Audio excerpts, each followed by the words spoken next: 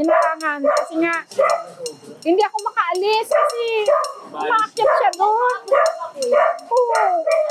Eh, nagulat ako nung minsan lumabas ako. Biglang nasa likod ko si Queen. Sabi ko, paano siya doon? Eh, may harang na. Umakyat daw sa bubong. Tapos doon siya bumaba. Ako si Sinaida Hakaba. Sa FB ko ay Aida Espera ako. Meron akong asong gubat, 5. Si Wichi, si King, si Queen, si Oryang, at si Mamanwa.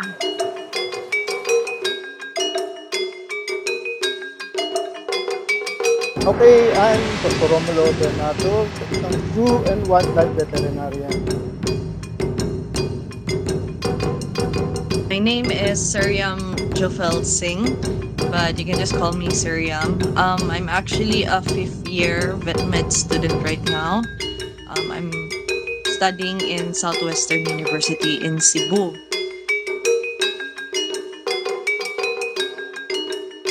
Marami nagsasabi na hindi raw totoo yung asong gubat, lang daw yan, mga aspin o ano.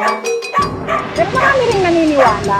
Pero kailangan talaga iapakalat pa talaga siya sa social media para yung ibang tao hindi sasabihin na, ay, mga aspin lang naman yan eh. Hindi yan totoo. Mga ganun ba. Na-recognize na siya.